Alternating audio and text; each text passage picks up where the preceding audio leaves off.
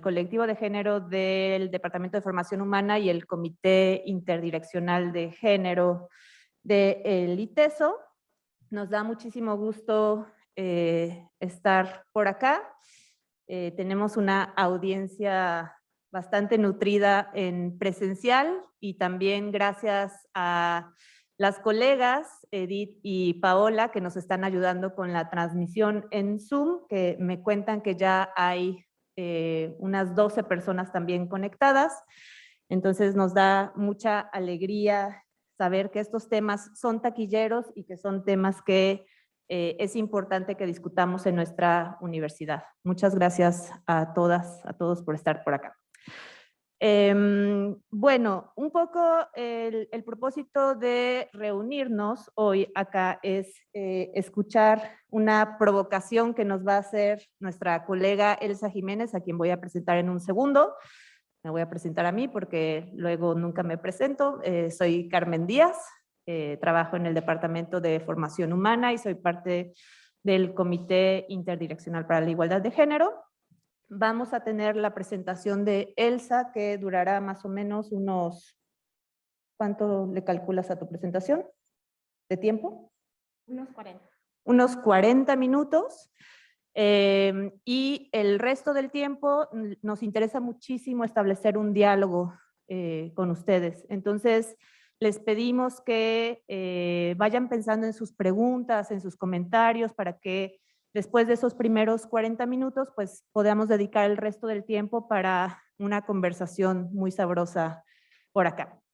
¿Todo bien por allá? Súper, perfecto. Todavía nos estamos acostumbrando a estas dinámicas virtuales y en físico.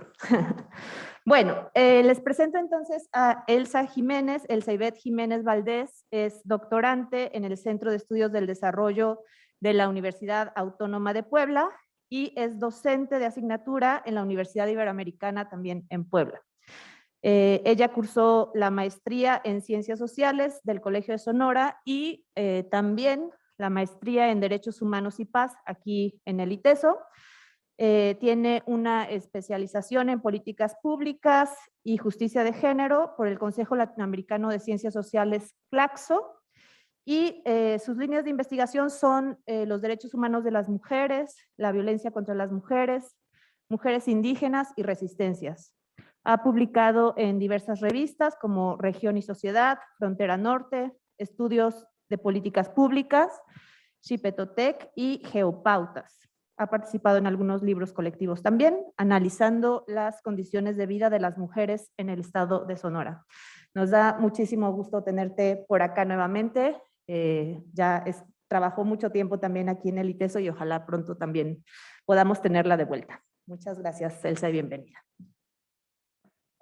Bueno, muchísimas gracias por la invitación. Estoy muy agradecida de tener la oportunidad de estar aquí otra vez en ITESO, que fue una parte de mi corazón está por aquí todavía anidado. Agradezco muchísimo al Departamento de Formación Humana, al colectivo de género, a Carmen por todas las gestiones que han permitido que esté el día de hoy aquí con ustedes.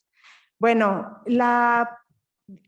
digamos, el tema que me gustaría compartir aquí con ustedes tiene que ver con cómo podemos generar una lectura, digamos, potente, una lectura crítica de la crisis que estamos viviendo, de la crisis que nos atraviesa desde la economía feminista.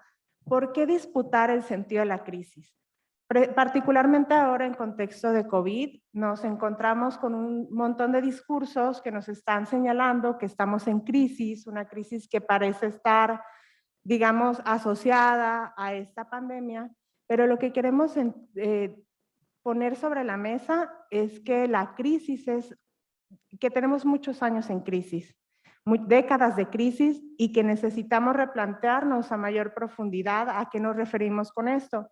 Porque la lectura, el diagnóstico que tengamos sobre qué entendemos como crisis nos va a colocar en una arena distinta para disputar las formas de solución que proponemos ante esta situación, ante este contexto. Entonces, pues particularmente desde que inició la pandemia, escuchamos la palabra crisis asociada, en primer lugar, a esta situación de enfermedad mundial, a problemas sanitarios que tienen que ver con la posibilidad de brindar atención a todas las personas que requieren este servicio, servicios médicos, con la cuestión del confinamiento, la necesidad que tenemos de quedarnos en nuestros hogares, en nuestras casas, de adoptar todas estas medidas de seguridad para prevenir la enfermedad. Y un tema que particularmente me parece importante es que a propósito de este contexto de crisis, se está presentando, digamos, una asociación entre crisis de COVID y crisis económica. Y al plantear esta asociación, se nos está colocando sobre la mesa la necesidad de adoptar una serie de medidas que ayuden a resolver la crisis económica. Pero ¿cuál es la naturaleza de esas medidas y qué es lo que nos están ayudando a resolver? Es lo que queremos disputar. Y nos parece importante entonces, digamos, como ampliar el foco de mirada de lo que estamos entendiendo como crisis para verlo en un contexto más amplio y entender que esta no es una crisis aislada y que el motivo, digamos, de esta desaceleración económica no es únicamente esta enfermedad, sino que ya venimos de por sí arrastrando una serie de graves problemas sociales que necesitamos pensar en conjunto. Y estos problemas, algunos de ellos, tienen que ver con el contexto de cambio climático que estamos enfrentando, que ya ha generado, digamos, un desajuste en fenómenos atmosféricos que nos toca, digamos, identificar, que ya se inundó una parte de Alemania, que ahora hay incendios fuera de control en California, que tenemos desbordamientos de ríos, todo esto asociado a una transformación, a un cambio en los patrones climáticos. Tenemos también un problema de pérdida de ecosistemas. Cada vez más nos estamos enfrentando a extinción de diversas especies, animales, vegetales.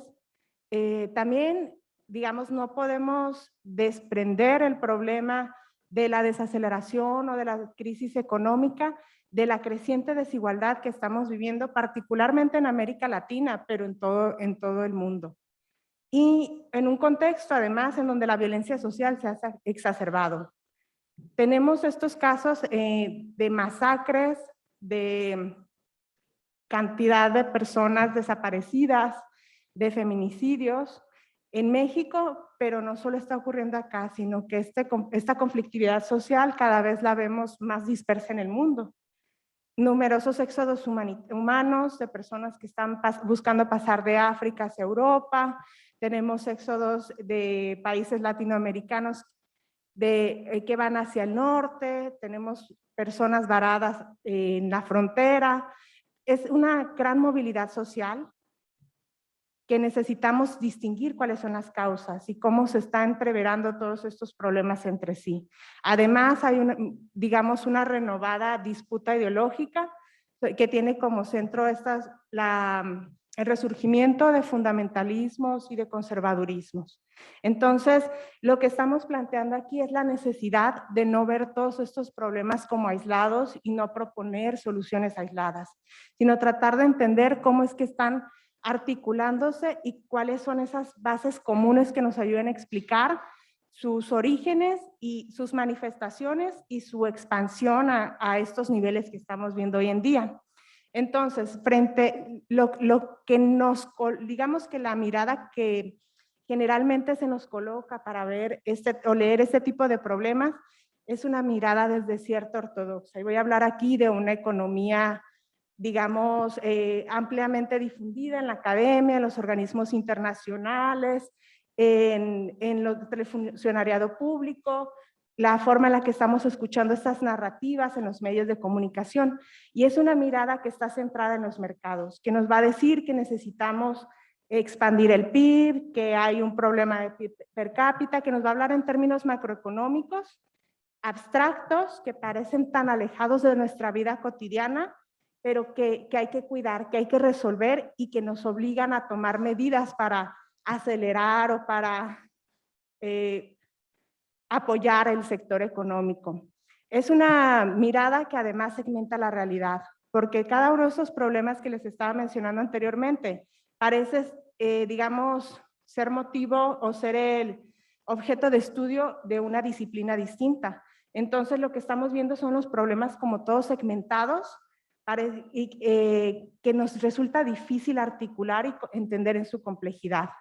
Pero además que también nos va a proponer soluciones científicas desde una pretendida neutralidad, haciéndonos parecer que a lo mejor hay que tomar tal o cual medida, que en donde algunos se sacrificarán, pero es lo mejor para la mayoría. Y que desde esa medida, desde todas estas medidas macroeconómicas, de estas medidas que se vienen anunciando desde el Banco Mundial, desde el Fondo Monetario Internacional, desde los gobiernos, pareciera que están basados en que tienen estas bases científicas y que por tanto tienen la autoridad y tenemos el deber de acatar. También desde la abstracción, ¿no? Que nos hablan de un bienestar, que nos hablan de que hay que aumentar el PIB, pero todo eso parece lejano y digamos como no accesible para el entendimiento de la mayoría. Tenemos también un paradigma que nos va a hablar de que las decisiones políticas son una cuestión de gestión. Lo que hay que hacer es gestionar conflictos, lo que hay que hacer es generar indicadores, generar marcos lógicos, dar seguimiento a la evaluación de políticas públicas, pero que nos hacen creer que lo que se trata es una cuestión de gestión de recursos y de darle seguimiento a ciertos indicadores y con eso se resuelve el problema. Y es también, a final de cuentas, digamos que la solución que se propone desde esta mirada no es otra que cómo seguir manteniendo el ritmo que ya tenemos. Esto que designa Luciana Giotto como seguir girando la rueda, seguir manteniendo este sistema en el que estamos viviendo. Entonces, frente a esa mirada, a esa perspectiva, lo que buscamos enfrentar o poner es otra mirada distinta que nos coloque epistémica, política, teóricamente desde otro lugar. Y ese lugar del que les quisiera un poco conversar hoy es la mirada de la perspectiva feminista. ¿A qué nos referimos con ello? Primero, tiene que ver con un marco epistémico, teórico, que tal cual se propone como subversivo, que no le interesa dar seguimiento a esta mirada ortodoxa, sino justamente enfrentarla, cuestionarla y proponer algo distinto. Entonces se busca generar otros marcos de interpretación y nos va a colocar entonces en la necesidad de replantear nuestras teorías, de replantear todos nuestros enfoques. Tiene que ver con que esta economía se plantea un proyecto político, económico, social distinto. No es la continuación de lo que venimos viendo, sino que tiene que ver con impulsar, proponer y fortalecer otras formas de relación y de organización social. Y estas formas de reorganización social tienen que tener como meta el que las personas en toda nuestra diversidad vivamos vidas buenas, vidas dignas encarnadamente. Es decir, que el bienestar se tiene que reflejar en nuestra corporalidad, en el sentirnos bien, en la manera como podemos, en la que estamos resolviendo nuestra día a día de forma satisfactoria para la mayoría. No es una propuesta que se plantee objetivos macroeconómicos, indicadores, sino una propuesta que se va a reflejar en que las personas estemos viviendo vidas que nos satisfagan. Entonces, bueno, nada más les comento que les he colocado entre paréntesis algunas de las autoras que estoy siguiendo por si se me olvida darle el crédito a alguna. Entonces, para poder plantearnos este horizonte teórico, político, ético, necesitamos construir otra forma de conocimiento. ¿Cuál es esa fuente de conocimiento? Pues van a ser esas experiencias concretas. Y esto implica politizar, extraer información a partir de esa forma como nos estamos sintiendo corporalmente en nuestros territorios que habitamos y que todos los días. Tiene que ver con leer de otra manera todas nuestras experiencias cotidianas y particularmente las experiencias de estos grupos que han sido subalternizados, de mujeres indígenas, de personas que habitan en la ruralidad, es decir, reconocerles como sujetos epistémicos, como sujetos que a partir de su experiencia cotidiana generan conocimiento. Entonces, bueno, yo aquí les traigo un poco de sabiduría popular, reconociendo que estas obras de arte no son mías, pero lo que quería plantearles con esto es que en nuestra narrativa, en nuestras formas de expresión, reconocemos que no estamos bien, que existen una serie de malestares que parece que habita cada quien. Si tú le preguntas a cualquier persona conocida, a nosotras mismas hacemos una reflexión de cómo nos sentimos. La mayoría vivimos vidas agotadas, cansadas, estresadas, contrarreloj. Las personas que tienen la suerte de tener un trabajo de planta, pues evidentemente conocen que el trabajo no es de 40 horas a la semana y que no se agota de lunes a viernes y que no respeta horarios de trabajo. Y eso quienes tienen suerte de estar de planta. Para los demás es un continuo ir de trabajo precarizado en trabajo precarizado, buscando cómo salir de fin de mes. Y todo esto tiene repercusión en nuestra forma, cómo habitamos nuestros cuerpos, en cómo nos sentimos. Y tiene relación con toda la proliferación de enfermedades mentales, de violencias que estamos padeciendo, ¿no? Pero más sin embargo, pareciera que estas son problemáticas individuales, que cada quien tiene que gestionar con los recursos que tenga y como pueda. Si te sientes cansada, cansado, resuélvelo. Vete a un spa, tómate un café, medícate, ansiolíticos, toda una serie de tecnologías que se han ido desarrollando, mercantilizadas, que individualizan el problema, que no nos permiten distinguir cómo estas corporalidades agotadas son producto de un sistema en el que estamos viviendo, que se nos dificulta distinguir cuáles son esos vínculos y relaciones. Entonces, además de apostar por por el análisis, por la valoración de estas experiencias encarnadas, pues también quisiera cruzar el análisis de la economía feminista con otra serie de perspectivas críticas que están siendo desarrolladas desde América Latina. Bueno, no todas ellas. Por ejemplo, ¿a qué nos referimos con esto? Con que necesitamos pensar más allá de la disciplina, como ya lo había mencionado anteriormente. Estos marcos disciplinares no nos permiten entender la complejidad de la relación y todos los vínculos entre lo local, lo global, entre distintos procesos, entre distintos sistemas de opresión. Necesitamos además enfocar de otra manera la realidad y para eso necesitamos cuestionar una serie de principios y supuestos que forman parte de este núcleo de la teoría económica política que hemos aprendido. Cuestionar esa idea del individuo solipista, de un ente abstracto que va por ahí, cuyas soluciones y problemas parecen ser universales. Y en lugar de eso, lo que estamos planteando es más bien reconocer que los seres humanos somos corporalidades vulnerables que necesitamos cuidados continuos, afectos, que necesitamos generar una serie de acciones, de bienes que nos ayuden a mantener nuestra vida cotidiana. Y que esta serie, y entonces que esta, digamos, reproducción de la vida cotidiana, nadie la resuelve solo. Estamos inmersos en redes de interdependencia. Dependemos unos de otros.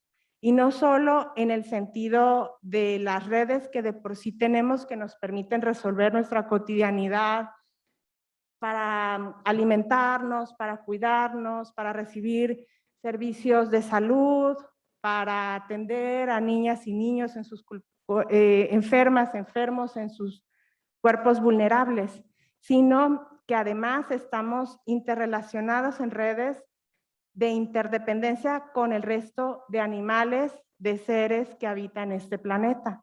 Entonces necesitamos descentrar esa mirada antropocéntrica, especista, para poder plantearnos otras formas de relación. Tiene que ver también con reconocer que lo político no es solo aquello que está vinculado con el Estado o con relaciones entre estados, sino que hay una serie de actores políticos a quienes se les ha negado este estatuto y una serie de relaciones que también tienen que ver con la elección de proyectos de vida. Y estos actores políticos y estos procesos entendemos que están ocurriendo desde la cotidianidad de nuestras existencias, desde que estamos decidiendo qué productos compramos en el mercado, cómo nos alimentamos, cómo nos relacionamos, desde dónde nos relacionamos con otras, con otros, desde la forma en la que estamos construyendo nuestras subjetividades, nuestras lecturas del mundo. Tiene que ver con plantearnos, cuestionar las motivaciones últimas de esta forma de política tradicional que está centrada y que parece funcionar para la acumulación capitalista. Y entonces, por ejemplo, lo que plantea Raquel Gutiérrez es plantear una política en femenino, es decir, desarrollar, cuidar, fomentar formas de organización, de toma de decisiones que pongan la vida en el centro. Es decir, que cada uno podamos disputar, discutir, organizar, accionar para cuidar esta reproducción de nuestras vidas, esta reproducción cotidiana. Ese debería de ser la motivación o el centro de lo que estamos haciendo. Esa reproducción de la vida, no la reproducción del capital.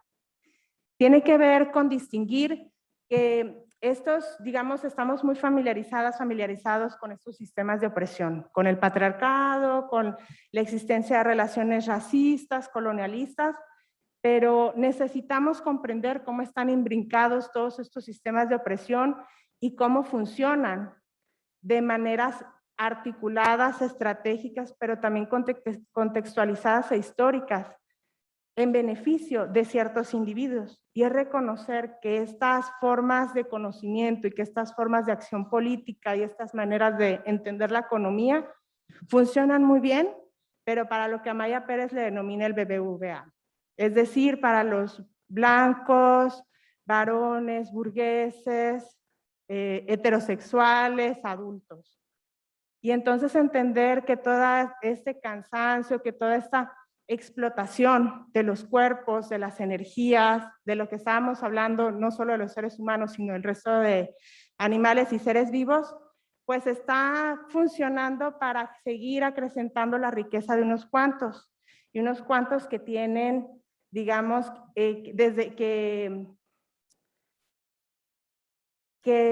están, digamos, cuyas identidades coinciden con este BBVA, ¿no? Que entonces lo que se está procurando salvar o resolver es cómo seguir manteniendo este sistema de privilegios que beneficia a estos sujetos y a quienes son más parecidos a ellos. Tiene que ver con entender que también las territorialidades son construidas y que este sistema actual, ahorita parece muy abstracto del que estamos hablando, genera ciertos territorios, los destina a ser territorios de sacrificio.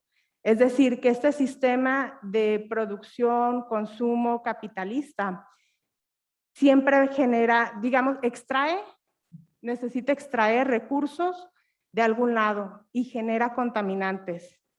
Y entonces, ¿de dónde se extraen y dónde se generan esos recursos? Pues de esas territorialidades que son concebidas como sacrificables.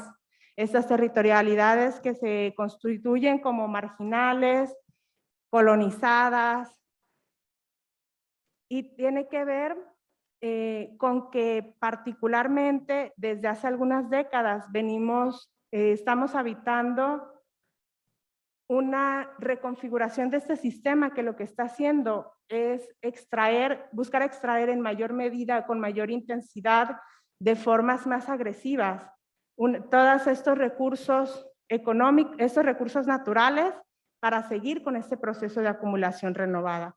Por eso es que estamos escuchando recientemente de una serie de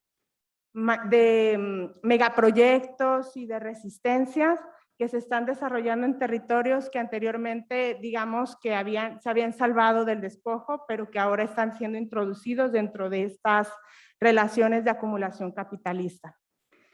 Y para mí también es muy relevante, digamos, trabajar con unas categorías que están proponiendo las feministas comunitarias, que tiene que ver con entender, digamos, cómo estos procesos se articulan y tienen efectos en los cuerpos y en las territorialidades.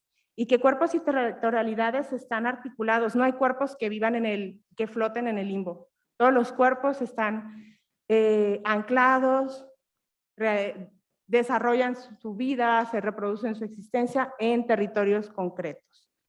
Y que entonces, si estamos hablando de relaciones de interdependencia entre seres humanos y el resto de animales, de fauna, de elementos abióticos, todas estas naturalezas, estamos hablando de naturalezas específicas, que son históricas y que se van transformando con el tiempo y que han sido reconfiguradas también en función de ser útiles para este sistema de acumulación global. Ahora, lo que entendemos entonces, digamos, situándonos desde ahí, es por un lado que estas relaciones capitalistas desde las que les estoy hablando no son ahistóricas, sino que se van transformando en el tiempo.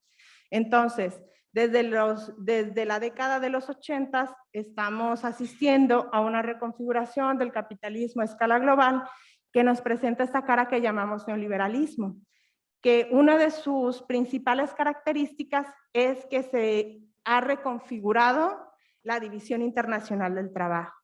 Y entonces los procesos productivos más intensivos que requieren de una mano de obra, digamos, continua, más explotada, han salido de los antiguos países centrales o desarrollados para localizarse en los países periféricos a propósito de aumentar las ganancias disminuyendo los salarios y también generando, digamos, colocando en estos otros territorios esos costos ambientales asociados a estos procesos productivos. Entonces tenemos una reorganización a escala global que, por un lado, aquí en México la identificamos de manera muy concreta en la cara de las maquiladoras. Y nosotros hacemos un recuento de cómo ha sido este desarrollo del proceso maquilador, pues distinguimos que desde los años 80 ya había en las fronteras zonas económicas exclusivas en donde se reconstituyen legalmente esos territorios para permitir que ahí se desarrollen esas actividades productivas de baja remuneración, casi sin derechos sociales y generando todos estos contaminantes. Pero lo que hemos visto es que a partir de la proliferación de tratados de libre comercio, estas territorialidades se han expandido.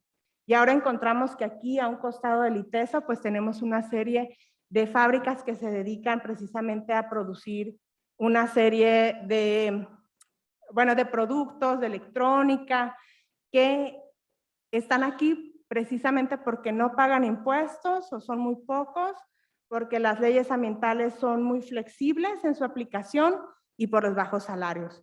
Pero además porque esta reconfiguración del trabajo a escala global también implica una reconfiguración en la división sexual del trabajo. Y entonces este boom de actividades productivas asentadas acá está asociado con una mayor intensificación de los procesos de acceso a las mujeres a los mercados de trabajo. Esta llamada inserción de las mujeres al mercado laboral, que las mujeres siempre hemos trabajado, pero que se empieza a reconocer cuando ganas un salario y que se lee como digamos, una ganancia para las mujeres, pues en realidad está asociada también a esa reconfiguración, en donde estos procesos productivos cada vez más emplean a mujeres precisamente porque les pueden pagar menos. Y emplean a mujeres precisamente porque ahí no se reconocen estas relaciones sindicales, y también porque se generan procesos, digamos, de disciplinamiento de los cuerpos que pasan mucho por todo el control de las actividades reproductivas de las mujeres, con este tema de que te pidan la prueba de embarazo, de que te despidan si estás embarazada y tal. Y entonces, asociados a estos elementos, lo que tenemos también es que esto para las mujeres ha generado, sí, por un lado, una reconfiguración de las relaciones domésticas, en donde las mujeres ya tenemos un salario, pero esos salarios son precarios, pero además no se reconfiguran los trabajos que se hacen en casa y entonces las mujeres vivimos dobles, triples jornadas de trabajo, además en trabajos que son muy precarizados y en donde las que pagan en sus cuerpos los efectos de estos trabajos repetitivos, de estos trabajos extenuantes, que te ponen en contacto con sustancias tóxicas, en donde además se atrofian las partes del cuerpo que están involucradas en esos procesos, pues son las mujeres, ¿no? Sobre todo encontramos que en las industrias eléctricas, en las industrias textiles, son sectores altamente feminizados. Tiene que ver con esta reconfiguración también del trabajo a escala mundial, las redes globales de cuidados, que significa que cada vez más las mujeres que que se ingresan al mercado de trabajo, pues necesitamos seguirnos haciendo cargo de todas estas labores de reproducción de la vida, necesitamos seguirnos haciendo cargo de estas labores de cuidado porque eso no se ha visto trastocado. Y entonces, ¿cómo lo resuelves? Pues a través de la contratación de otras mujeres que además padecen dobles o triples sistemas de opresión, por cuestiones de raza, por cuestiones de etnia, por cuestiones migratorias. Y entonces lo que vemos es que también las mujeres vamos reconfigurándonos, insertándonos en esas actividades de cuidado que están mal remuneradas o que no son reconocidas siquiera como trabajo, que mucho menos tienen estos derechos laborales. Tiene que ver con esta degradación de las condiciones laborales que padecemos todas y todos. Desde las clases medias hasta las clases bajas, vemos una disminución del salario real. Puede ser que el salario siga siendo el mismo, se mantenga, pero la inflación sube. Y entonces tenemos esa disminución del salario, el detrimento de las conquistas laborales que nos afectan a todas y todos y que nos meten en unas lógicas de competencia porque lo que se produce es muchísimo desempleo y entonces para poder mantener este empleo que tú tienes necesitas hacer el trabajo de 2, 3, porque siempre está el riesgo de ser reemplazado por otra persona. Tiene que ver con una nueva arquitectura financiera global, de deudas infinitas en nuestros países, que nunca terminamos de pagar y que nos ponen expensas de las políticas económicas desarrolladas por los acreedores, por los organismos internacionales y un adelgazamiento del Estado. Y tiene que ver también con el despojo mediante la deuda, es decir, cada vez más con estos salarios precarizados y esta propensión al consumo, lo que tenemos es que nos necesitamos endeudar para poder sacar los gastos esenciales de mes.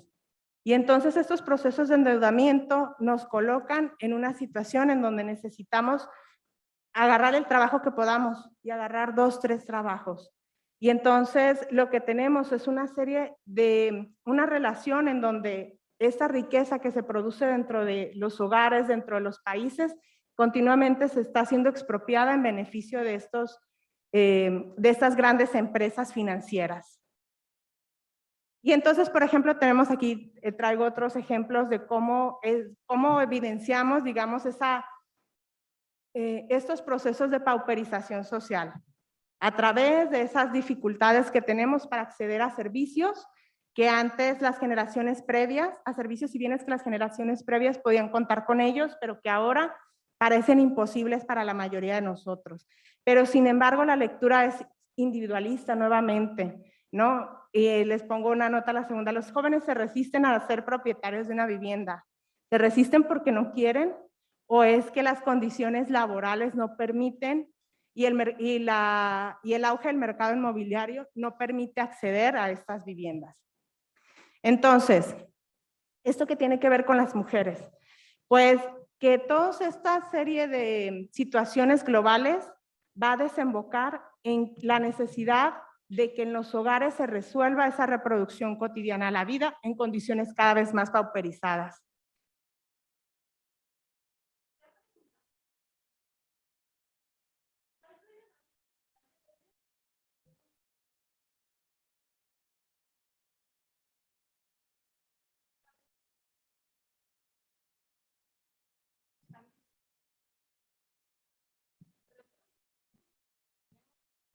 Ay. Perdón, compañera, para que te puedan escuchar las otras personas que están siguiendo la transmisión en Zoom, necesitaríamos que uses el micrófono. Y si no te importa, si te parece bien, Elsa, más bien te invitaría a que guardes tus preguntas, que por supuesto vamos a tener un momento para tener este diálogo, pero invitaría a Elsa a que termine su exposición. A lo mejor algunas de las preguntas que planteas van a ser resueltas en lo que sigue de la exposición. Y por supuesto te pasamos la palabra cuando estemos en la parte de la discusión de preguntas y respuestas. Vale, perfecto. Me espero. Como me dio la palabra, pues dije de una vez. Entonces me espero al final, sin Gracias. problema. Gracias a ti. Sí, bueno, entonces un poco lo que quería plantear era precisamente cuáles son estos cambios macroeconómicos, estos cambios a gran escala que están propiciando precisamente esa mayor presión, mayor explotación de los cuerpos. Sí de hombres y de mujeres, pero ahorita me voy a enfocar un poco más en el tema de las mujeres, porque las mujeres socialmente somos asignadas como las responsables del hogar, como las que tenemos que sí o sí, o sea, desde estas ideología sobre la maternidad, la que tiene que resolver, la que tiene que encontrar la forma en que el niño, la niña, el anciano que habita ahí, coman cada día, que puedan ir a la escuela, que puedan pagar el transporte. Hay esta socialización del rol de las mujeres como madres nos coloca esa responsabilidad en una forma muy desequilibrada con relación a los varones. Y entonces la cuestión para las mujeres es que en medio de estos procesos de precarización, tú tienes que seguir resolviendo el sostenimiento de las corporalidades de las personas de tu familia. Y entonces en procesos de privatización que acompañan el neoliberalismo, esto es cada vez más complicado, porque resulta que ahora el acceso a los derechos se ha mercantilizado, porque entonces servicios como el agua, como la educación, como la salud, como los cuidados de infantes, ahora hay que pagarlos. Y entonces, ¿quién se va a hacer cargo de esos pagos? Principalmente son las mujeres. Y tenemos ahí como toda una serie de cuestiones que tienen que ver con paternidades, digamos, que no se hacen responsables o que cumplen con su rol al aportar un salario. Pero ¿quién tiene que resolver la distancia que media entre la reproducción de la vida y el salario? Son mujeres. Y entonces hablamos de que estos procesos individualizan, es decir, vuelven como privados de las familias para que cada quien con sus medios resuelva estas tensiones. Menos ingresos, menos servicios sociales, creciente privatización, y son las mujeres las que tienen que encontrar formas estratégicas de resolverlo. ¿Y cómo lo haces? A través de acudir al empleo formal e informal, a través de acudir con redes de amigas, a través de desarrollar un montón de actividades y habilidades que ni sabías que tenías, pero que tienes que ponerlas en juego para llegar a fin de mes. Tiene que ver precisamente con que esta presión sobre las mujeres para resolver esto se ve también traducida en dobles y triples jornadas de trabajo. Es decir, ya no son solo las actividades que te ayuden a tener un ingreso, sino que son todas las actividades de cuidados que tienes que hacerte responsable. Y son además actividades que se han duplicado en contextos de pandemia. Entonces tenemos a un montón de mujeres, y ahí digo, como súper agotadas de estar teniendo que mantener el trabajo doméstico y hacerse cargo de la educación de los niños en casa. Tenemos también, pues que existe en la economía, digamos, como ese estigma sobre la economía informal, porque no paga impuestos. Y son mujeres las que principalmente predominan en este sector informal. ¿Por qué están las mujeres ahí? Por un lado, porque como ya vimos en el sector formal, los empleos y los salarios y las condiciones laborales son cada vez más precarios, porque además necesitas encontrar formas en las que puedas resolver todas las necesidades de tu familia mientras estás laborando, porque necesitas esa flexibilidad de tiempos que ofrece el empleo informal. Y aquí también colocaría la pregunta sobre ese estigma con relación al empleo informal, cuando por décadas se ha venido disminuyendo los impuestos a las ganancias. Y cuando cada tanto aparecen estos Panama Papers y estos otros papers que acaban de salir, señalando la existencia de estos paraísos fiscales en provecho de quienes más tienen. ¿Quiénes son quienes no pagan impuestos? ¿Las mujeres con sus actividades tratando de sobrevivir y de sostener las familias?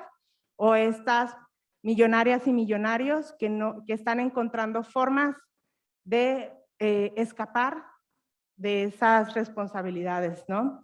Entonces, lo que tenemos es que las mujeres no solo acudimos a estos sectores informales, sino también a la generación de alianzas, de redes que permitan, por medio de la reciprocidad, de la solidaridad, resolver estas situaciones. Pero al mismo tiempo tenemos que hay una exacerbación de las violencias en este contexto de crisis y particularmente en pandemia. Y eso tiene que ver nuevamente con una lectura de género en donde las mujeres tradicionalmente hemos sido el sostén y hemos sido digamos, en donde a los varones su masculinidad se les ha construido con base en el acceso a los cuerpos y a los trabajos de las mujeres para su beneficio. Y entonces en contextos de crisis económica que no pueden resolver ese rol de proveedor, la forma de mantener este estatus de privilegio consiste en afirmar su superioridad jerárquica sobre las mujeres. Además, las mujeres rurales, pero digamos, de los sectores marginados en la ciudad, también, digamos, estamos viviendo otras formas que atentan contra esas posibilidades de reproducir la vida. Por un lado, ya les hablaba de toda esta ola renovada de despojos que acompaña la expansión neoliberal, que por un lado están siendo amparadas por todos estos cambios legales que permiten y que les dan todas las facilidades a los privados de realizar esos despojos. Tiene que ver también con el rol del Estado, en donde ejerce ese monopolio de la violencia, en donde ejerce ese rol de controlador social, precisamente, digamos, dirigiendo esas fuerzas del Estado en contra de quienes se oponen a estos proyectos. Y tenemos una creciente criminalización de defensoras y defensores ambientales, principalmente mujeres son las que están, digamos, encabezando estas luchas. Y tiene que ver también con la impunidad con la que se puede asesinar a estas personas, y todo ello nos está hablando que ese Estado no es neutral, ¿no? Sino que está actuando para favorecer esos intereses privados. Tiene que ver con el carácter extractivista, desarrollador, que transforma todos los territorios, que saca de ellos los recursos naturales, que deja la contaminación, pero que está además atentando contra las formas en las que se reproducía la vida en ese territorio, contra la posibilidad de seguir desarrollando agricultura, de seguir desarrollando pesca, de poder recolectar. Y todo eso, como las mujeres nuevamente somos quienes tenemos que resolverlo, pues resulta que las mujeres somos también las principales defensoras de esos territorios, porque sabemos que si se transforman esas condiciones de vida, quienes más afectan, quienes tienen que ir más lejos por agua, quienes tienen que estar buscando otras formas para completar la alimentación familiar son mujeres. Y tiene que ver también con algo que el colectivo Miradas Críticas sobre el Territorio denomina la repatriarcalización territorial. Es decir, toda esta serie de actividades, de esta serie de megaproyectos, inicialmente enfrentan el rechazo de las poblaciones en las que se van a instalar, pero lo que hacen es desarrollar una serie de tecnologías que les permiten deshacer el tejido social e inducir polarización en estas territorialidades para convencer a un sector de apoyar estos procesos. Y lo que generalmente se hace es convencer a los varones a través de la narrativa de que se les va a dar empleo.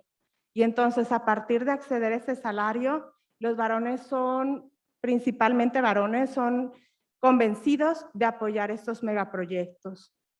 Y lo que se hace entonces es reforzar las relaciones patriarcales dentro de los hogares a través del salario, pero también en los espacios comunitarios, en donde los interlocutores de estos desarrolladores son otros varones, que solamente los toman en cuenta o dialogan o convencen a este sector. Entonces, tenemos que precisamente por estas condiciones, las mujeres están cada vez más actuando como, digamos, como opositoras de estos proyectos. Y les traigo algunos ejemplos que ahorita no voy a poder desarrollar por motivos de tiempo, pero que precisamente tienen que ver con este rol que las mujeres cumplen para detener esos megaproyectos, porque se entreveran en ellos relaciones ecocidas con el territorio, producción de desigualdades y jerarquías a nivel comunitario y en los hogares, y relaciones de violencia que a través del miedo inducen también rompen ese tejido social, ¿no? Y entonces tenemos, por ejemplo, lo que sucedió en Cheranqueri en 2011, en donde fueron mujeres las que iniciaron el proceso de oposición a los talamontes. Tenemos otros procesos, por ejemplo, en Brasilia, a propósito de estas políticas ecocidas de Bolsonaro, en donde son las mujeres indígenas las que deciden organizarse, las mujeres de la Amazonía, para marchar a Brasilia digamos, a oponerse a esos proyectos. Y son mujeres porque lo que ellas narran es que los hombres de sus comunidades han sido cooptados, convencidos a través de esta reestructuración patriarcal. Otro ejemplo son las mujeres en Ecuador, mujeres guaraní en Ecuador, que también nuevamente están buscando porque se proteja el Yasuní de los intentos del Estado, en este caso, de extraer el petróleo de sus territorios. Entonces lo que tenemos es una serie de resistencias feministas, que aquí va, digamos, la conclusión a la que quería llegar, y es que desde estas lecturas ecofeministas, feministas comunitarias, desde la economía feminista, lo que percibimos es que lo que está en crisis es el sistema, este proyecto civilizatorio, este sistema que llamamos modernidad, esta idea de desarrollo, porque esa idea de desarrollo funciona muy bien para unos cuantos, siempre tiene su lado B. Su lado B en forma de despojo, en forma de precarización, en forma de contaminación y degradación ambiental, y porque ese lado B somos la mayoría de la población, incluidas principalmente las mujeres, por esas razones que les he mencionado. Entonces, lo que entendemos es que lo que necesitamos es generar formas otras de organización económica, política, social, que nos permitan mantener la autonomía de las mujeres, primeramente de nuestros cuerpos. Que nosotras podamos decidir si en términos de si queremos ejercer o no la maternidad, sí en términos de que si queremos o no llevar a cabo un embarazo, pero también en términos de a quién queremos que se beneficie de nuestros esfuerzos, de nuestros trabajos, de todas nuestras energías, de nuestra sexualidad también. Y lo que estamos exigiendo, digamos, denunciando, es que las beneficiarias seamos nosotras, cada quien que se beneficie de lo que produzca, de sus acciones, de sus actividades, del resultado de su trabajo. Y también tiene que ver con esa autonomía territorial, que sobre nuestros territorios podamos decidir nosotras, no un Estado, no varones, sino nosotras que habitamos y resolvemos la vida en estas territorialidades. Tiene que ver justamente con politizar la vida cotidiana, como les decía, señalando que estas experiencias que vivimos tienen un valor epistémico. Y nos están hablando de los saldos que tienen ciertos proyectos, el proyecto económico político vigente. Y tiene que ver con cómo desarrollamos no otro sistema económico, sino otras formas de relación que nos permitan colocar la vida en el centro. La reproducción de la vida no solo humana, sino humana y no humana. Tiene que ver con construir y defender horizontes alternativos. Para la mayoría de las personas, pareciera que la única vía que tenemos es esta. ¿Es esta la mejor forma de gobierno? Solo hay que hacer que funcione. ¿Es este el mejor sistema económico? Solo hay que hacer que funcione mejor. Hay que ajustarlo.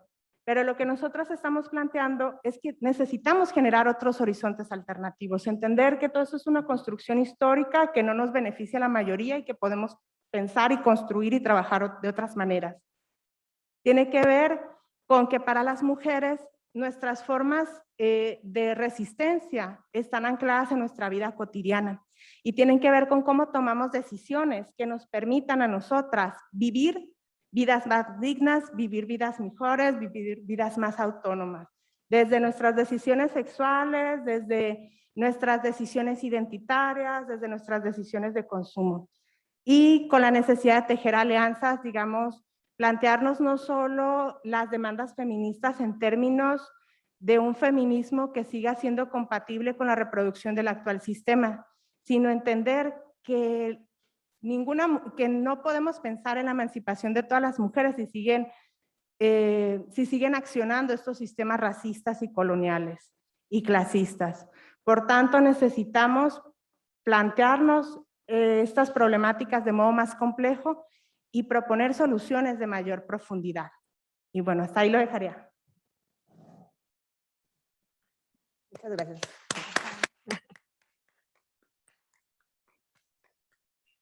Ya como que ahora que pasamos tanto tiempo en Zoom se nos olvida el aplauso y es tan bonito escuchar esos aplausos y allá compañeras en Zoom también, muchas gracias.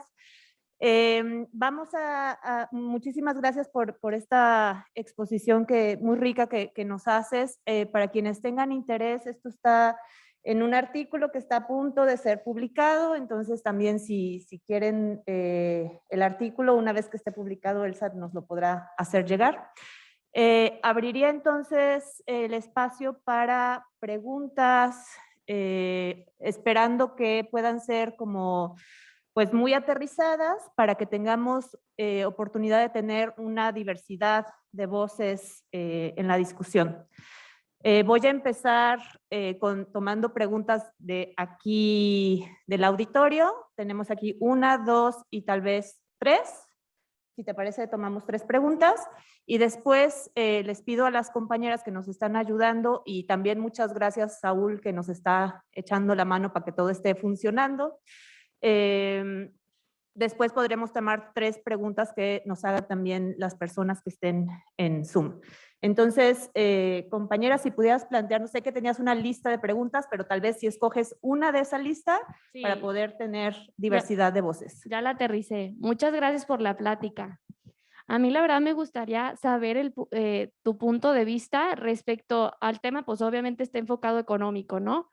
Que hoy en día, pues decías, no, pues la mujer está súper afectada en este tema y todo eso, pero a mí se me venía mucho a la cabeza como a veces como que creo que está solo enfocado el tema de la mujer cuando, por ejemplo, hay personas que son de la tercera edad y que realmente están teniendo pagas malísimas, ¿no? Hay personas de otras razas, de indígenas o algo así, que también las pagas son malísimas. Hay hombres que también tienen pagas muy malas y que realmente pues es más bien como un sistema económico agotador en el que no está enfocado hacia el hombre, sino al producir, ¿no? Entonces más bien como que mi forma de ver ese tema es por qué no nos enfocamos más en una economía enfocada al bienestar humano, pero no solamente de la mujer. Creo yo que tanto hombres como mujeres estamos cansados y estamos, o sea, muy absorbidos de esto y me encantaría saber cuál es tu punto de vista de esto, porque realmente creo que todos estamos afectados, hasta niños pequeños. Muchas gracias. Y otra cosa que me gustaría pedirles es si pueden decir su nombre y tal vez de dónde vienen, que sería también muy interesante como para ir contextualizándonos. Sí, claro que sí, mucho gusto. Yo soy Paloma, estoy estudiando la materia de mercadotecnia y vengo de la clase de comunicación integrada a la mercadotecnia. Muchísimas gracias, Paloma. No, ustedes. Por allá atrás.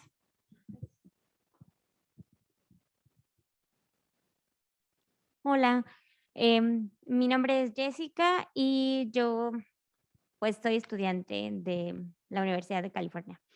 Y mi pregunta, bueno, muchísimas gracias, me pareció súper importante todo lo que estabas diciendo y nos ayuda a tener un panorama muy complejo de la crisis.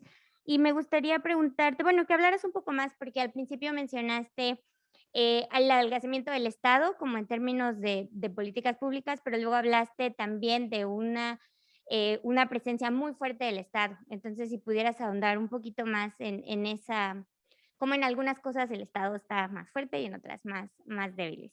y cómo podemos apuntar hacia un feminismo de ruptura, ¿no? O sea, cuáles son tal vez algunas experiencias, nos hablaste un poco, pero también de esas más de esas experiencias del feminismo de ruptura de estos sistemas. Muchísimas gracias. Muchas gracias, Jessica. ¿Y por acá? Y a quienes están siguiéndonos en Zoom, si nos pueden ir haciendo llegar sus preguntas, también las vamos a tomar para la segunda ronda. Pues muchas gracias por la charla, Elsa. Muy enriquecedora. Yo soy Marcia, estudio el doctorado en estudios científicos sociales aquí en el ITESO.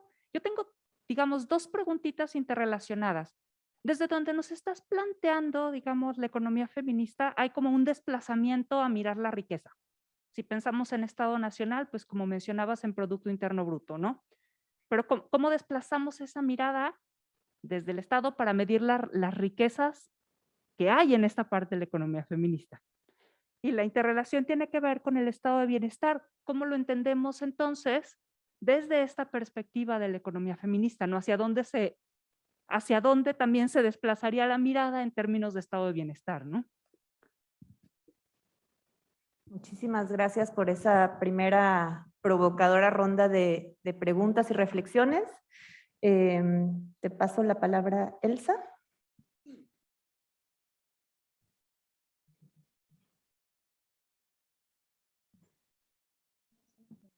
Sí.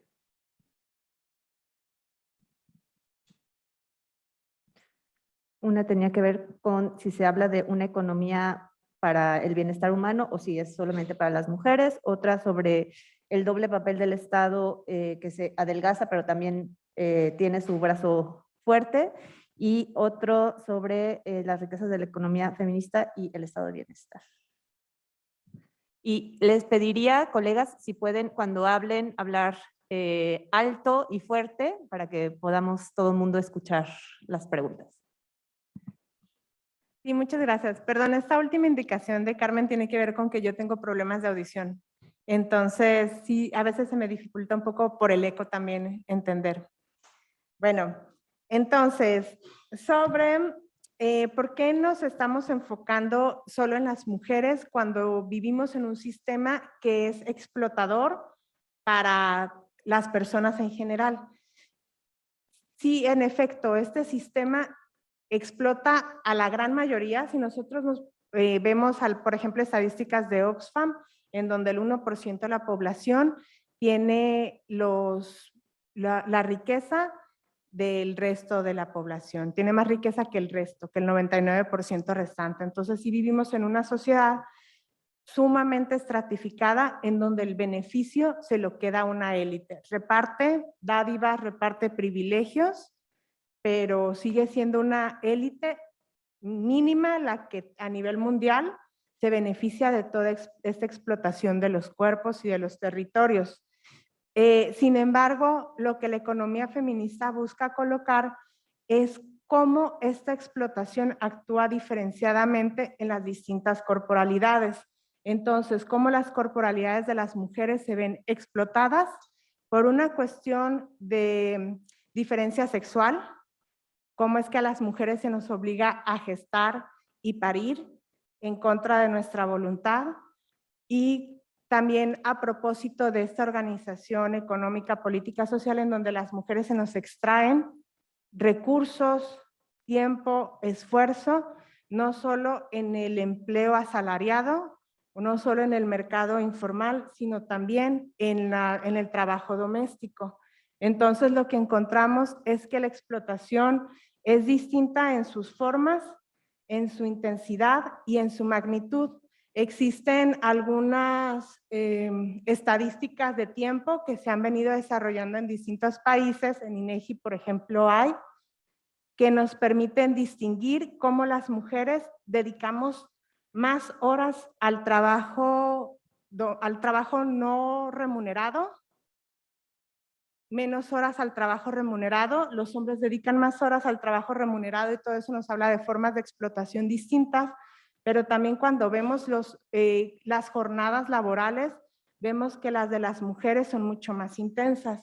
Y creo que la mayoría tenemos registros empíricos de las horas a las que se levantan y a las horas que se van a acostar nuestras madres, nuestras hermanas, las mujeres que conocemos. Son distintas las formas en las que usamos el tiempo y lo que se nos exige a unos y otras. Entonces, sí, en efecto, me faltaría, por ejemplo, hablar de cómo todas estas formas de producción capitalista despojan ciertas corporalidades en ciertos momentos por motivos de edad, pero aún así lo que encontramos es que las formas de precarización de adultas y de adultos mayores son muy distintas. Hace poco veíamos una nota que circulaba en redes sociales y era esa pregunta de que si las abuelas tenían la obligación de hacerse cargo del cuidado de los nietos, ¿no? Entonces, es la obligación de las abuelas seguir trabajando en esta serie de acciones, de actividades que se entiende porque, como les digo, los hogares están sometidos a una presión enorme para garantizar la subsistencia. Y entonces de ahí se echa mano del trabajo nuevamente diferenciado entre mujeres y entre varones. Entonces, lo que quiero señalar con esto es que son formas diferenciadas, intensidades distintas. Sobre la pregunta de Jessica, sobre el Estado. Es bien complejo porque sí, por un lado hablamos de que existe un adelgazamiento del Estado por la creciente privatización de servicios sociales. Todas estas infraestructura y recursos que destinaba el Estado a cubrir una serie de derechos sociales, salud, educación, los más visibles de ellos, pues se han ido desmontando. En México, por ejemplo, telecomunicaciones, el sector del agua, privatizaciones, ¿no? Entonces, tenemos un Estado que cada vez cumple menos funciones, que cada vez menos puede garantizar derechos, precisamente porque se ve obligado por una serie de políticas marcadas desde el Fondo Monetario Internacional, estos ajustes estructurales. Y entonces sí tenemos un Estado que se adelgaza en términos del presupuesto social, pero al mismo tiempo resulta que este Estado acude en apoyo del beneficio empresarial a través de toda una serie de legislaciones, a través de una serie de subvenciones, a través de generar infraestructura que requieren empresarios, a través de garantizarles un cierto orden social que les permite estar ahí. Entonces, en realidad lo que vemos es que el Estado no es ahora menos poderoso que antes, sino un Estado que actúa distinto, que cada vez con mayor descaro puede decir que no tiene presupuesto y personal para atender los servicios sociales, pero que tiene que tiene que generar las condiciones atractivas para la inversión extranjera y tiene que acudir al rescate de los bancos cuando resulta que hay una crisis financiera. Entonces, el Estado muta. No es que sea menos poderoso, sino que actúa de una manera cada vez más en favor del mercado, más evidentemente. Y las experiencias de ruptura, creo que ahí pues esa es la parte como más interesante porque pensamos que este sistema tan violento, tan agresivo, sobre todo con las disidencias, sobre todo con las protestas, con los intentos de detener los megaproyectos, pareciera que, digamos, que no hay de otra, ¿no? Que o te cuadras a este sistema porque no hay otra posibilidad si quieres, digamos, por motivos también de sostener tu existencia. Pero lo interesante es que hay muchas experiencias de ruptura y, por ejemplo, tenemos el caso, por ejemplo, ahorita de la planta Bonafont en Puebla. Resulta que tenemos una planta que está saqueando el agua. Una planta, creo que es de capital francés, que recibió una concesión para extraer agua y venderla. Y lo que justamente su negocio es embotellar agua. agua que de por sí ya está limpia y que requiere los mínimos procesos para su purificación.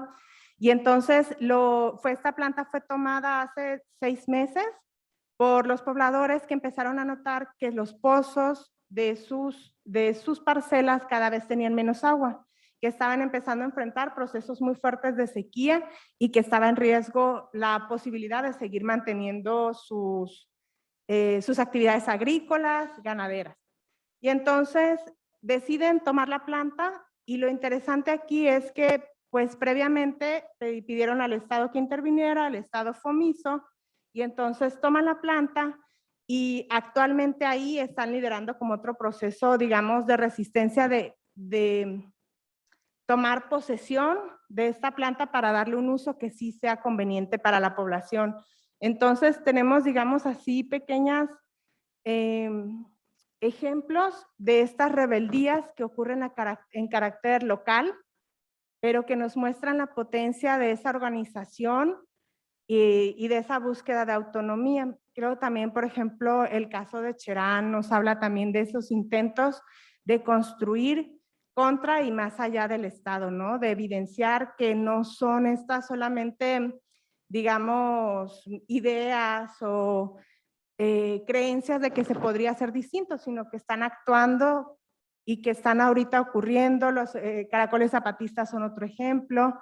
Entonces tenemos estas muestras de fisura de este sistema que nos muestran que es posible y que siempre detrás de eso está la organización y la exigencia de autonomía, ¿no? Sobre el estado de bienestar. No sé si quisieras volver a plantear la pregunta, Marcia. Era sobre el estado, la riqueza en la economía feminista y el estado de bienestar. Sí. Por ejemplo, hay esfuerzos de Raquel Gutiérrez y de Gladys Hutzul de conceptualizar a qué nos referimos con riqueza. Y entonces ahí lo que se está planteando es que la riqueza es el resultado del trabajo que se realiza. Es una riqueza social que toma forma de bienes y de servicios, pero que su fin no es monetarizarse, su fin es que sea útil para la reproducción de las comunidades. Está muy interesante ese concepto. Y sobre el estado de bienestar, era como un tema, digamos, que para la mayoría tenemos presente, digamos, que estábamos mejor hace unas décadas que ahorita. Entonces parecería que se puede regresar a lo que había hace unas décadas y exigirle al Estado que sí cumpla con la provisión de derechos sociales. Pero las feministas lo que están cuestionando es que el acceso a los derechos siempre fue diferenciado entre hombres y entre mujeres, y que entonces las mujeres, aún en los países en donde existía una provisión de derechos de carácter universal para toda la población, las mujeres no teníamos el mismo grado de acceso a ciertos derechos, por ejemplo, laborales. Y que más bien se seguía fomentando la idea de esa mujer madre para hacerse cargo de todos esos servicios que el Estado no podría, digamos, responsabilizarse, ¿no? Porque son caros. Y eso es algo, por ejemplo, que dice Silvia Federici, que el tema de la reproducción de los hogares, de los trabajos domésticos que hacen las mujeres nos evidencia que si se pagara no existieran ganancias capitalistas y efectivamente se pagara lo que aportan, ¿no? Entonces, por un lado, existe esa desigualdad que todavía en nuestros países latinoamericanos era aún más evidente porque aquí ni siquiera entró en vigor este acceso universal, sino que estaba mediado por trabajos de planta en ciertas áreas que el gobierno consideraba estratégicas. Pero lo que vemos es que este estado de bienestar está basado, por un lado, en un régimen capitalista que funciona a partir del aumento continuo de la riqueza. Si no existe ese crecimiento económico, el sistema capitalista colapsa. Y entonces lo que la crisis ambiental nos está mostrando es que no podemos seguir creyendo o apostando en la idea de un crecimiento económico infinito, porque no hay planeta que aguante esta expansión continua de extracciones y de contaminación. Pero además porque las relaciones coloniales nos muestran que esta riqueza de la que estaban gozando estos países centrales, en donde se pudo expandir con mayor profundidad el estado de bienestar, pues también se basan en una serie de relaciones coloniales, ¿no? De extracción de recursos y de trabajo barato en ciertos territorios para beneficio, que terminaba beneficiando al sector proletario de estos territorios centrales. Entonces, no es posible desde una mirada de la economía internacional generar un sistema que distribuya a todos, porque ¿en dónde quedan las ganancias? Si el sistema capitalista se basa precisamente en no pagar el trabajo que requiere, ni en los sistemas de producción, ni en la reproducción de la vida. Muchas gracias, Elsa. Tenemos una pregunta del Zoom y bueno, a ver si llega alguna otra y si no, también invitaría al público que está acá en el auditorio que nos compartan sus preguntas. Ana Isabel González Medrano pregunta, a veces me resulta abrumador traducir una teoría con la que comulgo en acciones concretas. ¿Cómo se vería una persona en su vida cotidiana que vive de acuerdo a la economía feminista? ¿Qué decisiones pequeñas toma en el día a día? Muchas gracias, Ana Isabel. Y no hay ninguna otra pregunta, Edith. ¿No hay ninguna otra pregunta ahorita en el Zoom? Ok, perfecto. Si me ven que estoy aquí mensajeando es porque nos estamos comunicando Edith y yo así a distancia. Entonces abriría el espacio para otras dos preguntas acá. Ajá. Josefina, por aquí y por acá, Paulina.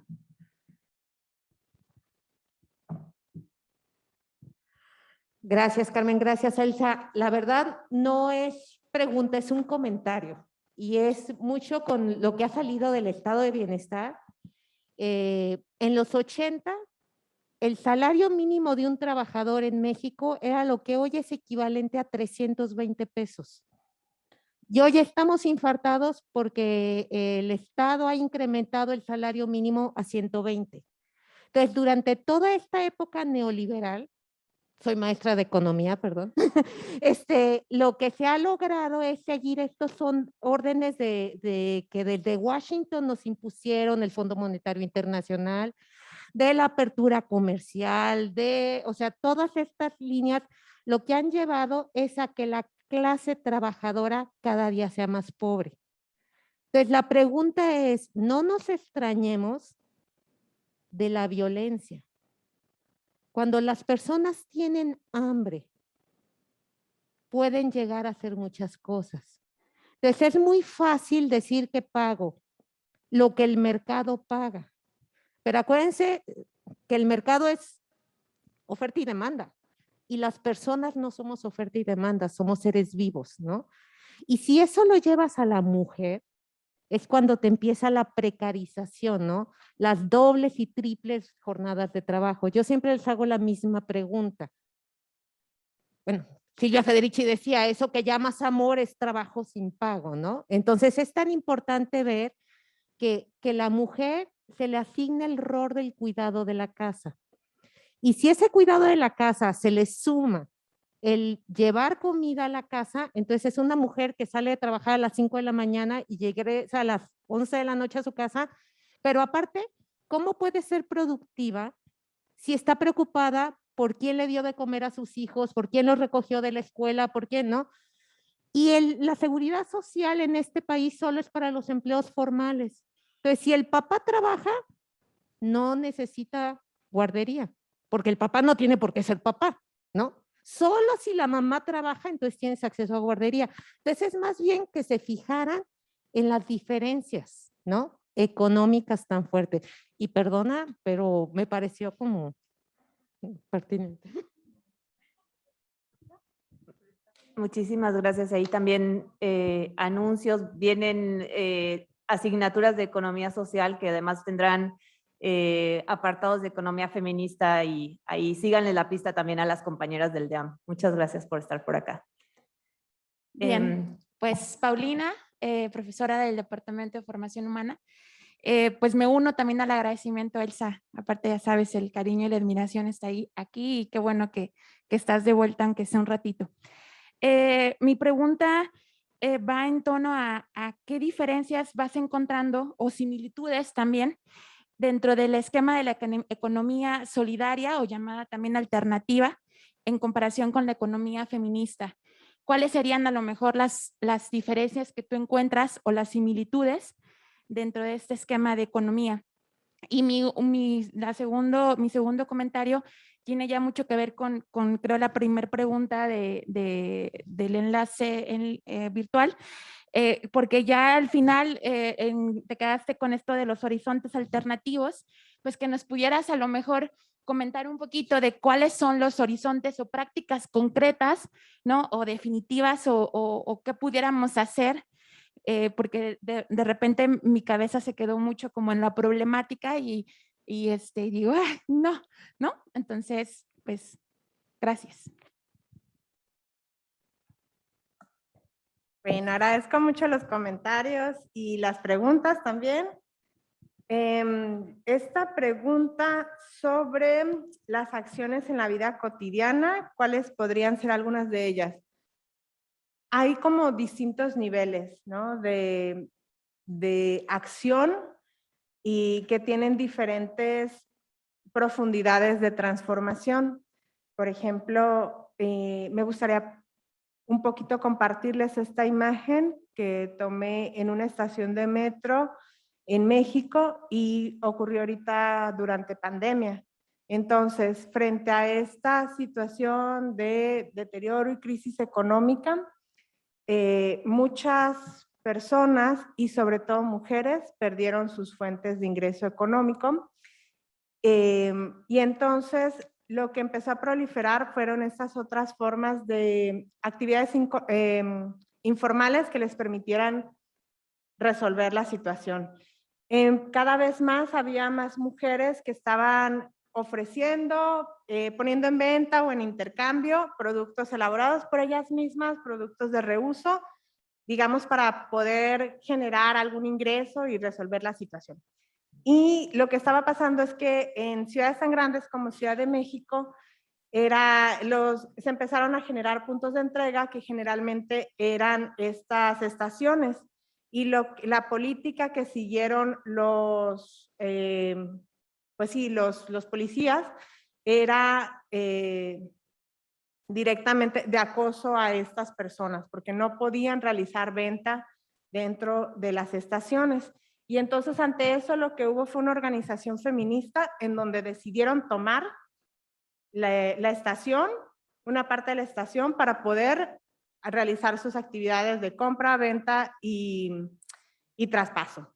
Y pues esta es una acción, digamos, que a mí me parece como disruptiva porque tiene que ver justamente con asumir esa autonomía que estamos exigiendo, asumir ese control territorial para que la ciudad, para que estas partes de la ciudad también sirvan y funcionen para nosotras. Entonces, a un nivel, digamos, de subsistencia, esto va como a resolver una necesidad cotidiana, porque dice Amaya Pérez, en lo que estamos tratando de dilucidar hacia dónde vamos, resulta que nuestros cuerpos requieren cuidados aquí y ahora para sostenerse con vida. Entonces, ese sería como un nivel. Creo que también esta reivindicación de las marchas del 8 de marzo, que justamente, de las huelgas del 8 de marzo, que justamente tienen como objetivo visibilizar los aportes de las mujeres en la reproducción de la vida e incluso también en el sostenimiento del actual sistema económico. Entonces ahí tenemos otra acción disruptiva que lo que está haciendo, digamos, es tratar de visibilizar la existencia, la importancia, la expansión de sus trabajos como otro nivel. ¿Qué otras cosas van como en esta línea de economía feminista? la lucha por nuestros derechos sexuales y reproductivos, que justamente tiene que ver con que nosotras tomemos decisión sobre nuestros cuerpos. Tiene que ver con, para muchas compañeras, lo que intentamos hacer es que si vamos al menos a resolver nuestras necesidades en el mercado, comprar a otras mujeres. Tiene que ver con digamos, con la reivindicación del trabajo doméstico, pagando no al valor de mercado, como ahorita decía justamente la profesora Josefina, sino a un valor que realmente represente lo que ese servicio, mucho que necesitamos ese servicio, tratando de que las relaciones domésticas sean más justas, así, tratando de generar un reparto más equitativo de las tareas y de las responsabilidades. Son algunas como de las cosas que podemos ir poniendo en práctica en el día a día. ¿Cuáles son algunas diferencias y similitudes con relación a la economía solidaria? Yo debo reconocer que no estoy tan empapada de economía solidaria, pero digamos que la economía feminista lo que sí procura es que estas nuevas formas para resolver la vida estén comprometidas con la desaparición de las relaciones patriarcales. Y entonces se procura visibilizar, reconocer los aportes de las mujeres y también de encontrar formas en donde nosotras seamos las que tomemos decisiones para nuestro beneficio, en donde se diluyan, digamos, las relaciones jerárquicas que existen al interior de las distintas formas de reestructuración de las nuevas economías, ¿no? Entonces tiene que ver con colocar el acento explícitamente en que esto sirva también, en que estos procesos alternativos sirvan para despatriarcalizar a nuestra sociedad y que justamente esa despatriarcalización se note en el bienestar nuestro como mujeres, en que estamos mejor, en que ahora sí podemos decidir sobre nuestros cuerpos, nuestros tiempos y nuestros territorios. Qué bonita esa consigna, ¿eh? Ya la veo ahí pintada. Y otro anuncio sobre este tema, también busquen a Marcia, que justamente este es su tema de doctorado, ¿no? La vinculación que hay entre economía social y economía feminista. Pues tenemos tiempo para una tercera rondita y tal vez con eso iríamos cerrando. Acá no tenemos a nadie en Zoom, Edith, todavía no, ok. Aquí tenemos 1, 2 y 3. Gracias. Yo soy Cecilia Hernández, soy profesora del DIAN. Y bueno, de lo que comentabas, Isabel, ¿sí, verdad? Isabel, ¿te llamas? Elsa. Perdón, ya estoy cambiando los nombres. De lo que comentabas, creo que hay un punto muy importante que se tiene que tomar en cuenta en la economía feminista. Y creo que se trata de los cuidados. Es un punto que no se costea y en realidad es tal cual una mercancía, ¿sí? Los cuidados de los niños chiquitos, los cuidados de los adultos mayores, los cuidados de las personas enfermas. ¿Cuántas veces uno como mujer se queda a cuidar a sus hijos porque les dio calentura, el COVID? Y creo que lo que he leído es que es una cantidad enorme de dinero que si lo cuantificamos, pues es, no sé, creo que 3 veces lo de el negocio tecnológico, algo así, ¿no? Equivalente, fíjate nomás. Entonces, Perdón, para...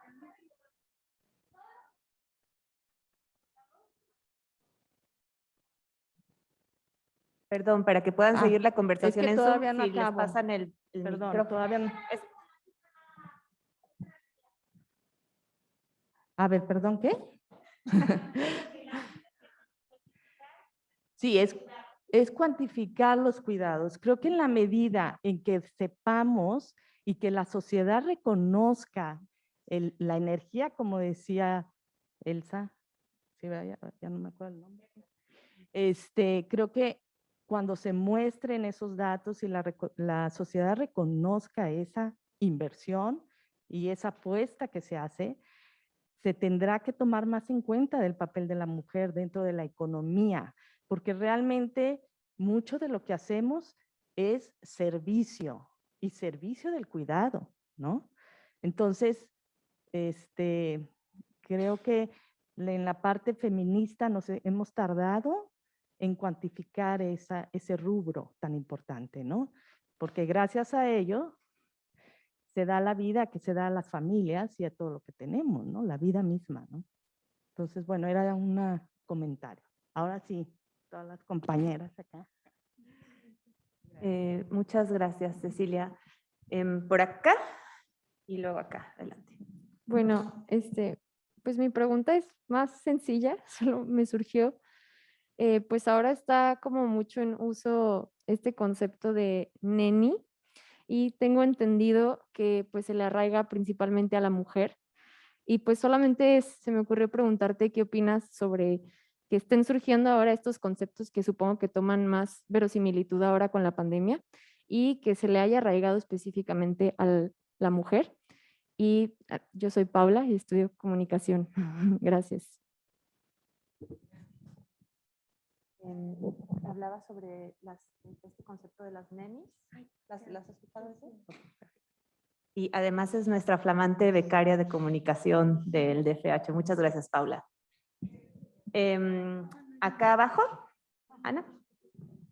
Hola, y gracias por la plática hoy. Soy Ana Orozco, soy organizadora comunitaria y mi enfoque es la intersección entre justicia climática y justicia de género y soy de los Estados Unidos. Yo no tengo preguntas, solamente quería agregar algo a la discusión sobre la economía feminista y por qué no usa otros términos como economía de cuidado, economía humana.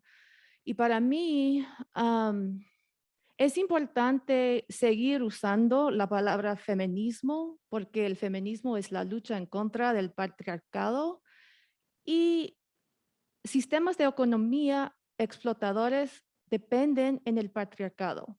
Aunque el patriarcado es más antiguo que el capitalismo, existía antes sistemas de economía oprimidas que dependía en el patriarcado. Y el patriarcado dice que las mujeres tienen el deber de hacer el trabajo reproductivo. Es nuestro destino por nacer mujeres y eso como es una justificación de no pagar a las mujeres por el trabajo que hacen, que supuestamente debemos hacer el trabajo por el amor de la familia y tenemos que depender en los hombres que trabajan. Entonces, para crear otra economía, hay que desafiar al patriarcado y el capitalismo no solamente depende en el patriarcado, pero también el racismo y el imperialismo.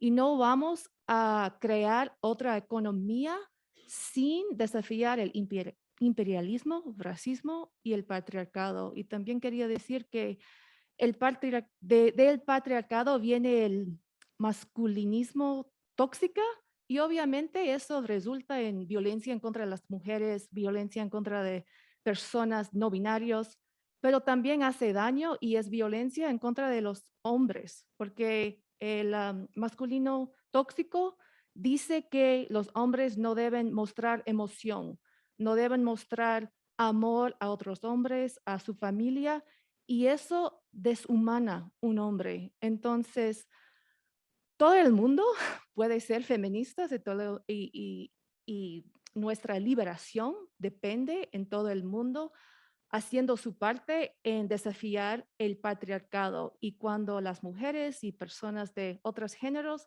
estamos libres, todo el resto del mundo van a estar libre también. Muchísimas gracias, Ana. Ahí otra bonita consigna para las próximas marchas. Seguramente seguiremos teniéndolas. Elsa. Sí, muchas gracias por los comentarios y por estos aportes también para complementar la lectura que estamos haciendo de la crisis y las soluciones. Entonces, el nivel de profundidad con la que necesitamos replantearnos una salida a esta crisis. Con relación al término de neni que decía Paola, yo ya no lo coloqué acá, pero justamente es bien interesante porque la devaluación del trabajo de las mujeres, es decir, su no pago o su pago con salario inferior, está mediado por la minusvaloración de las actividades que realizamos. Entonces, no es, digamos, que las actividades feminizadas se paguen menos, que las mujeres ganemos menos en ellas porque son feminizadas, sino es que precisamente se feminizan para pagarlas menos, para pagar con menor valor las actividades domésticas, las actividades de atención de niños infantes, las actividades de aseo en las fábricas que siempre están como en los escalafones más bajos salariales. Entonces, en ese orden de ideas, esta cultura de la burla y de la minusvaloración a la mamá luchona o a la neni, justamente es una estrategia para minusvalorar todo ese aporte y todo ese trabajo y cómo esas responsabilidades recaen desproporcionadamente sobre los cuerpos femeninos o feminizados. Y es interesante que cuando se plantea esta idea de neni para devaluar a las mujeres que buscan salidas, estrategias para mantener la reproducción de la vida, pues también digamos que lo que presenciamos, que para mí fue bien interesante y bien valioso, es esta defensa del decir, sí, lo hago para sobrevivir. Y entonces se dio una relectura de la situación encabezada por las mujeres, ¿no? Por disputar el valor de esas acciones.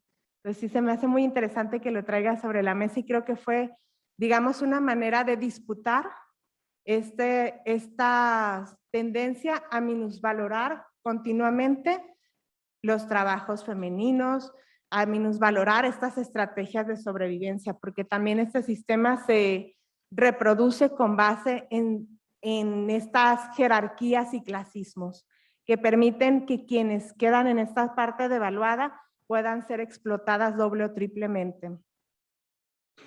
Sobre el término, sobre esta cuestión del concepto de cuidados, pues es muy importante distinguir que la economía feminista está atravesada por varias corrientes. Yo les hablaba de una economía feminista corposituada en Abya Yala, que está, digamos, que abreva de otros enfoques críticos como el ecofeminismo, como el marxismo crítico. Y entonces, desde acá utilizamos más el concepto de reproducción de la vida porque digamos que se inserta de maneras distintas en estas lecturas. Usualmente cuando se habla de cuidados, el aporte que hay en ese concepto es que nos está hablando de trabajos que necesitan, que requieren una cierta forma de hacerse, que no son solo trabajos que haces como un servicio, sino que requieren que ese servicio se desarrolle con una serie de cualidades que se consideran femeninas y que tú no puedes conseguir simplemente por pagarlas en el mercado. Y entonces está asociado a la construcción de esas subjetividades que se responsabilizan, que le toman gusto a estas actividades de cuidado, que consideran valiosas, que se preocupan, porque la reproducción de la vida no solo se agota en que el niño, en que el anciano coma, sino en que coma bien, que coma cosas que le gustan, que sienta afectos. Entonces, ese es el aporte, creo yo, desde la perspectiva de cuidados. Pero este discurso está ensamblado en una perspectiva que lo que nos va a decir es que los cuidados hay que repartirlos y entonces el Estado y el mercado se tienen que corresponsabilizar de estas acciones. Entonces se tiende a generar políticas públicas que redistribuyan estas acciones. Pero cuando estamos hablando de reproducción de la vida, me estoy colocando desde un análisis marxista que te está diciendo que no es solo, que la solución no pasa solamente por reorganizar lo que ya hay, sino que necesitamos transformarlo y que estas acciones han sido, digamos, no solo son necesarias para mantener la vida, sino que son indispensables para que el capital pueda seguirse reproduciendo. Entonces colocamos sobre la mesa el tema de que hay una explotación mediada por el capitalismo a través de las relaciones patriarcales dentro y fuera del hogar. Digamos que nos colocamos de manera distinta en esa situación. Y sobre el tema del patriarcado como antecedente al capitalismo, sí, totalmente de acuerdo. Por ejemplo, María Mies desarrolla un análisis de lo más interesante tratando de explicar cómo estas relaciones patriarcales están vinculadas con una extracción de, digamos, con un enfoque que es antropocéntrico y que entonces no solo ve a las mujeres, sino a la naturaleza toda como algo explotable. Y aquí lo interesante es que el capitalismo vino a reestructurar estas relaciones jerárquicas y de explotación para insertarlas dentro de circuitos de corte internacional que permitan drenar sistemáticamente estos trabajos de las mujeres a través, digamos, de los salarios bajos para las mujeres en el mercado, pero también a través de volverlas a ellas responsables de la reproducción de los hogares, de la reproducción de la familia, porque el capitalismo no te paga lo que necesitas, no te paga lo suficiente para que todos subsistan. Se necesitan realizar una serie de trabajos. No es solo que tengas un salario, es que necesitas ir al mercado, cocinar y planchar y cuidar y estar al pendiente que las frutas no se te pudran. Y entonces lo que vemos aquí es que ese trabajo no se paga, pero es indispensable para que el capital pueda tener su fuerza de trabajo lista para ingresar en los momentos en que le conviene. Hace uso de esa fuerza de trabajo mientras quiere y si no la expulsa. Y la expulsa sabiendo que el sostenimiento va a estar a cargo de este trabajo doméstico que realizan las mujeres principalmente. Entonces nos coloca, digamos, como que nos muestra cómo estos sistemas de explotación se reestructuran a nivel global para seguir generando estos ingresos para esas cúpulas, ¿no? Y totalmente de acuerdo con el tema de que a mí me ha faltado y de que creo que en general falta no solo usar este enfoque para mirar lo que pasa con las mujeres, sino también para darle una relectura a lo que sucede con los varones, porque en efecto, este sistema capitalista, patriarcal, colonialista, está sustentado sobre unas ideas hegemónicas de masculinidad que se siguen reestructurando de formas novedosas y por eso ahora tenemos todo este tema de los hombres que están vinculados con el narcotráfico, explotando nuevas formas de mercantilización de los cuerpos, por ejemplo, que trabaja Sayac Valencia, o de estas formas de reestructurar el territorio y las corporalidades a través de la violencia que nos dice Rita Segato. Entonces ahí también otra línea que vale mucho la pena también seguir profundizando por ahí. Muchas gracias por el comentario. Muchísimas gracias, Elsa. Pues vamos a tener que ir cerrando porque lamentablemente no somos todavía, no podemos decidir sobre nuestros tiempos aún. Pero tenemos una pregunta o comentario del Zoom que tal vez no vamos a alcanzar a hacerlo, pero quiero nombrarlo. Mónica Márquez, que es nuestra directora de información académica, dice: gracias a Elsa, a Carmen y al comité organizador, súper interesante la perspectiva. Me encantaría ahondar en el tema. ¿Por dónde seguir para aprender más? Recomendaciones de textos, de documentos de eventos. Y ahí lo quiero pegar también con la invitación a que sigan la página web de género.iteso.mx. Estamos un equipo de colegas de las diferentes direcciones del ITESO haciendo un esfuerzo muy fuerte para poner a disposición de todo el mundo estas reflexiones, estos eventos, estos textos. Estamos intentando formarnos en estos temas y les invitamos también a que sigan nuestras redes en Instagram, en Facebook, y que no se pierdan de nuestros siguientes eventos, que tenemos varios planificados para este semestre todavía. También invitarles a que conozcan, preguntaban sobre iniciativas concretas, el Mercadito Flor de Luna, que es también un pub con el que está colaborando el ITESO, es una alternativa bien concreta de dónde ponemos nuestros recursos y qué tipo de iniciativas estamos apoyando. Lo pueden encontrar en Facebook como Mercadito Flor de Luna. Y así seguramente habrá muchas iniciativas que podemos empezar a poner en común, que podemos empezar a visibilizar. Entonces, pues muchísimas gracias a todas las personas que estuvieron por acá, gracias a quienes nos ayudaron a hacer todo ese trabajo que a veces está invisibilizado, pero que nos permite estar aquí y estar compartiendo con todas ustedes, con todos ustedes. No sé si Elsa quisieras decir algo más para el cierre. No, solamente agradecer muchísimo la invitación. Estoy muy feliz de estar aquí nuevamente, de encontrarme con tantos rostros conocidos y muy queridos. Agradezco mucho todas las gestiones y que han permitido que podamos estar aquí hoy. Y con mucho gusto yo les puedo compartir algunos textos maravillosos a través de Carmen y de la comisión. Muchísimas gracias.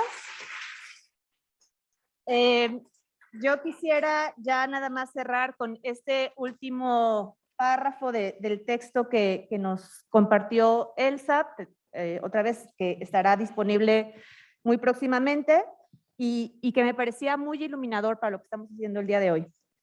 Ella cierra su texto con este párrafo. Desde esta postura nos interrogamos sobre los contenidos, metodologías y objetivos de nuestro quehacer docente en una universidad inspirada en la experiencia de conversión de Ignacio de Loyola, es decir, desde la radicalidad del mensaje cristiano. En nuestra opinión, una reflexión comprometida con la transformación social y con la consecución de la justicia nos obliga a cuestionar los fundamentos de nuestro quehacer para colocarnos del lado de los desposeídos, desposeídas, desposeídes y a optar por sostener la vida. Creemos que esta crisis no hace sino revelar la necesidad de ir más a fondo para construir por la esperanza. Muchísimas gracias, Elsa, y te vamos a entregar un pequeño reconocimiento y un bonito recordatorio de que acá tienes tu casa y que esperamos que próximamente puedas estar de nuevo con nosotras, con nosotros. Muchas gracias.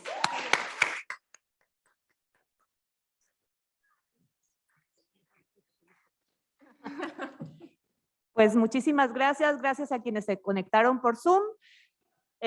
Súper contentos de haber tenido esta audiencia en este espacio híbrido y pues muchísimas gracias. Sigan las próximas invitaciones en nuestra página y en las redes sociales de ITESO Género. Muchas gracias.